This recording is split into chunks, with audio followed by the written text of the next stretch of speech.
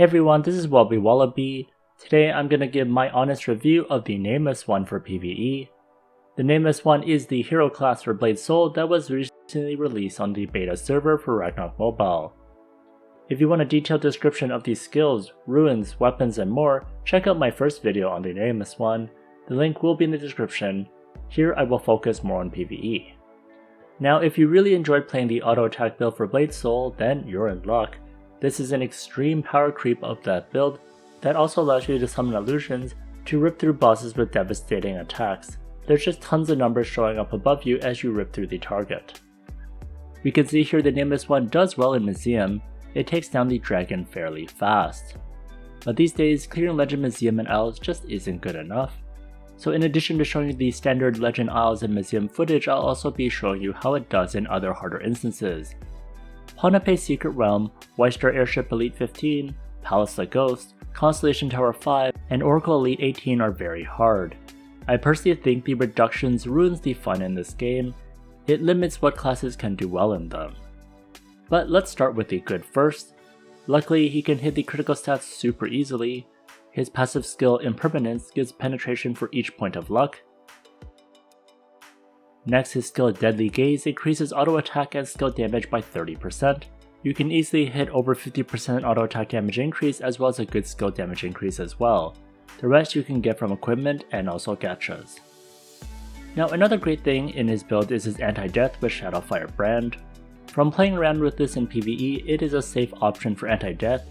If you put it far enough from mobs and bosses, it'll survive, so you don't have to worry about it dying and you're not able to revive. For example, here I am in Museum 2F and I'm able to put it far away and it survives. Now his Perfect Illusions from level 7 core hero is also great. It adds your DPS like crazy. In addition, when you attack, you also summon another illusion that helps as well. You can see a ton of numbers coming up, so the attack frequency is fantastic too. Also, all attacks are convertible, so you can get elemental advantage. You aren't heavily tied to poison like Blade Soul is. Also, poison is not a great element to rely on since it lacks flexibility in most PvE instances, so I'm happy you're not forced to poison in order to get damage increase. You can just convert normally and do quite well. Now I found I could breeze through Museum without much trouble. It's quite a solid class. The Nameless One does have great burst options as it's able to take down the Rook very quickly. Not having good burst is how you fail Museum 2F on Legend since the Rook will insta-kill you if you don't deal with it fast enough. So I'm happy that the Rook was no problem. Next I'll show you Isles 4-3, which is pretty much the hardest part of doing Isles. Bursting down the boss on the first phase is quite nice.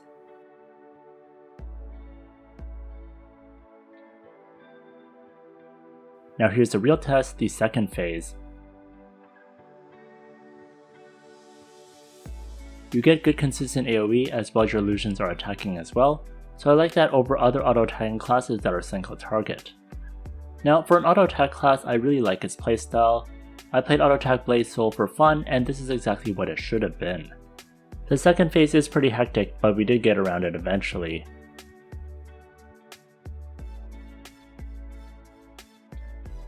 Now the anti-death did die, so I had to recast it before I faced the final boss again. Make sure you keep track of it to see if you can cast it again. That's a good indicator whether you lost it.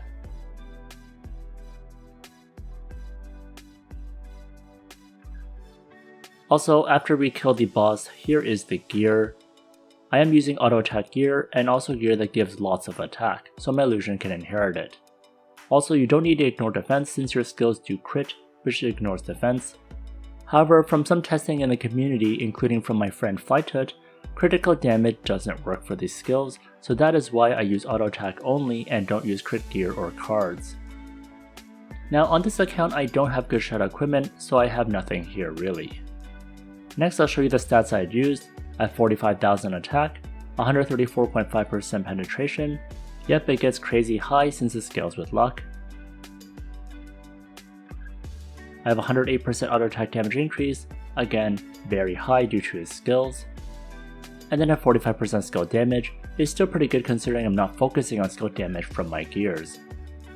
And then at 243.4% physical attack percentage, 128.7% physical damage increase, and for ignore defense I have 74.5%, Again, I'm relying on the crit from the skills to bypass defense. Next for Adventure Handbook, I have 147% attack deposit and 5040 raw attack. So this account is pretty stacked, so we would expect it to do well in instances even without good shadow equipment. Next, here's what I use for Advanced Ruins. I use lots of yellow ones since it gives extra damage to all races. Then for Arcane Ruins, I use the White Blade Ruin for extra damage to a single enemy without any enemies around it.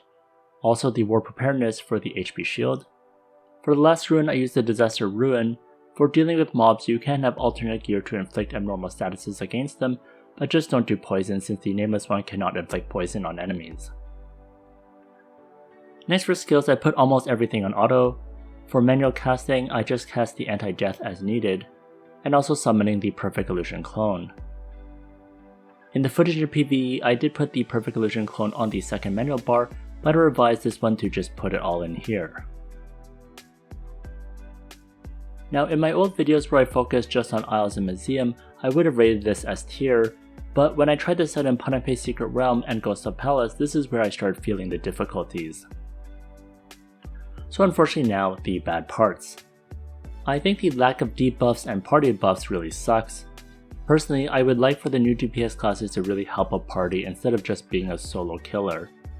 Now if you're in a party with Klitzberg and other debuffers, then it is fine, you can deal a ton of DPS, but you aren't always guaranteed to have those people in your parties, especially if you're going to a public party.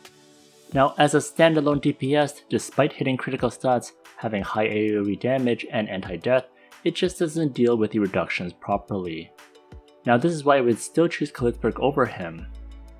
So I run PSR again with similar gear with Klitzberg, and the damage reduction debuff works like crazy.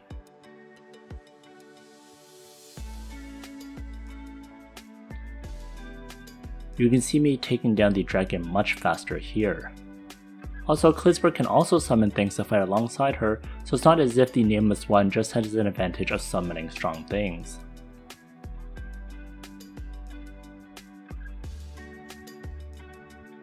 Now it's the same with Palace of Ghost, it just feels really slow. I would hope it would have tools to speed up these instances through buffs or debuffs so people would want them in a party. Next, I think the summons need to inherit more stuff too. I'd verified the Arcane Rune for increasing damage to summoned units doesn't work either, and I think other sources need to be data mined too, but from the description only the attack and HP are inherited.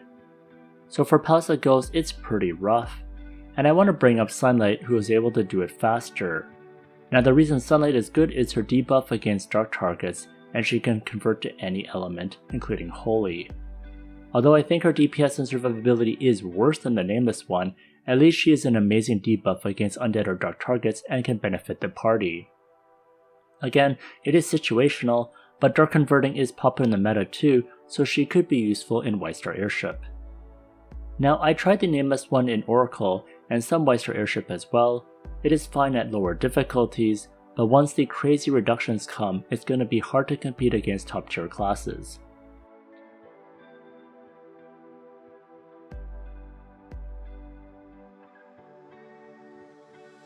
Also for boss hunting, I don't think it bursts better than Saitama or Heinrich, so I wouldn't use it for that purpose either. Here you can see me taking down Poitata, it definitely doesn't burst super high. So overall, I would say this is an A tier class. It needs more debuffs or party buffs to make it a must have. But if you only care about Legend Isles and Museum, then this is definitely S tier. It solos these instances super easily. But for the newer stuff, I would choose Klitzberg instead.